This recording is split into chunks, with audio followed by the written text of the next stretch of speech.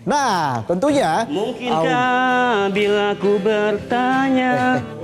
hak cipta nggak boleh. Ya gua sama Boril jauh bro.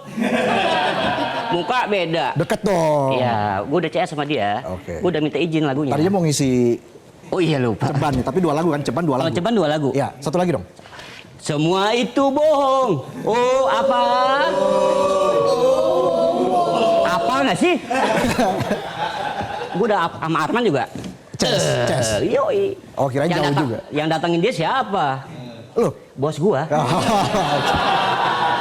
Ya udahlah, kita langsung undang Boleh. 2 narasumber kita, musisi top ya. Yang bikin Studio 1 kali ini penuh banget nih ya.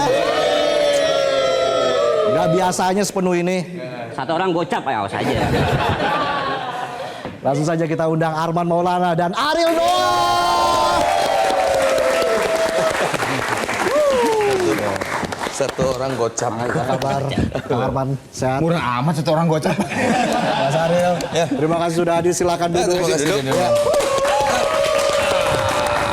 Enak nih duduk. Seperti biasa. Seperti biasa kalau ada nasum saya cabut. Oh gitu. Saya izin pamit dulu ya. Oh gitu. Bentar banget. Mau ngulik lagu Gigi dulu. Mundur apa maju nih? Mundur. Semua itu bohong. Terima kasih, tepuk tangan. Lihat tuh penonton di sini. Memang cuma nungguin Kang Ariel sama Kang Arman aja ini. Masa sih? Katanya memang biasanya rame terus. Bukannya Ya. ini penonton bayaran? Ini penonton bayaran, cuma dibayar bulanan. Gaji maksudnya. Apa kabar? Sehat. Mas Ariel, Kang Arman. Mas Ariel lagi hiatus nih Noahnya ya. Betul sekali. Tapi kalau Kang Arman sibuk manggung, masih sibuk manggung. Alhamdulillah. Kita langsung bicara soal visi. Karena sudah ada ketua umum visi dan wakil ketua umum visi di sini. Jadi kita pengen tahu seperti apa visi dari visi. Ya, coba Kang. Visinya visi apa Kang? Visinya visi adalah dia wawancara sama di Midnight Live. Kang, jadi awal terbentuknya visi itu gimana sih Kang Arman? Apa yang menjadi keresahan visi awalnya sehingga visi ini terbentuk saat ini? Padahal kan wacananya sudah lama ini. Terbentuknya sih karena ada polemik yang sangat besar di musik Indonesia yang belum pernah terjadi selama ini di musik Indonesia. Itu aja. Kalau dulu mungkin ada masalah di lebih banyak internal para artis itu sendiri gitu. Tapi ketika ini satu profesi di ekosistem musik Indonesia di salah satu stakeholder musik Indonesia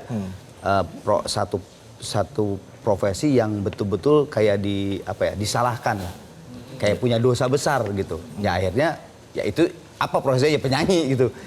Yang akhirnya kita dengan dengan sadar diri kumpul dari WhatsApp grup, WhatsAppan kumpul yang akhirnya terjadilah Vibrasi Suara Indonesia yang udah jadi asosiasi juga resmi berbadan hukum. Dan Mas Ariel langsung mengatakan, saya bergabung dengan visi. Justru ya itu Ariel dan 10 orang lain, 9 orang lainnya yang sangat intens ketika ada sebuah masalah yang sangat besar. 11 orang ini intens banget, kita WhatsAppan grup sampai jam 3 subuh tiap hari jam 2. Terus dia ngobrol, yang akhirnya ya udahlah ini kita seriusin aja. Karena emang belum pernah ada kumpulan atau asosiasi yang khusus ya penyanyi. Jadi pemicunya apa saat itu, Mas Ariel? Ada kasus sebelumnya yang memang disoroti atau seperti apa? Iya ya memang. Jadi salah satu yang menjadi istilahnya ya, belnya gitu adalah apa yang terjadi sama Agnes kan sebetulnya. Gitu. Itu yang menjadi, karena menurut kita apa yang terjadi sama Agnes itu bisa menyisakan masalah yang panjang ke sini-sininya. Dan memang saat ini terjadi sih masalah itu yang kita takutkan itu gitu. Terjadi. Jadi soal pembagian royalti yang harus lebih jelas ke depan. Iya betul. Jadi sebenarnya kalau gue bilang tuh lebih soal pemahamannya tuh yang mana sih sebenarnya gitu. Karena kan kita punya, yang kita tahu pemahaman itu yang dari 2014 sampai sekarang itu adalah pemahaman A. Terus tiba-tiba yang terjadi sekarang ada pemahaman baru gitu, pemahaman B.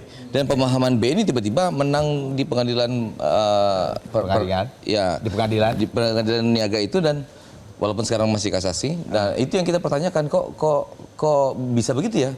Kan yang kita tahu nggak gitu ya gitu. Dan kalau itu terjadi masalahnya bisa panjang.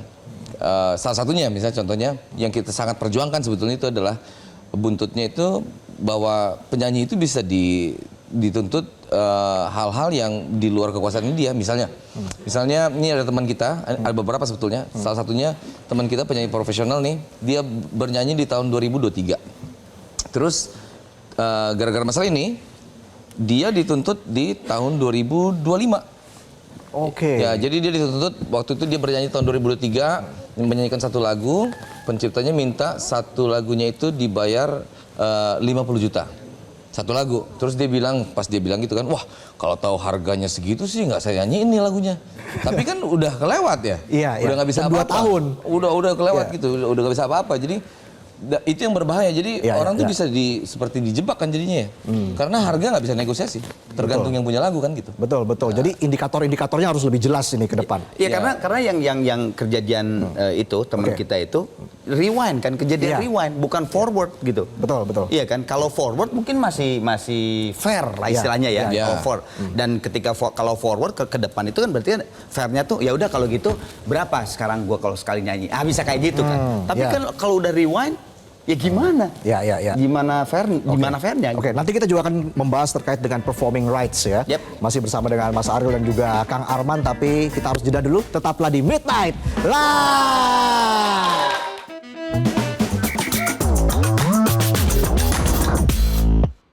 Jelajahi cara baru mendapatkan informasi. Download Metro TV Extend sekarang.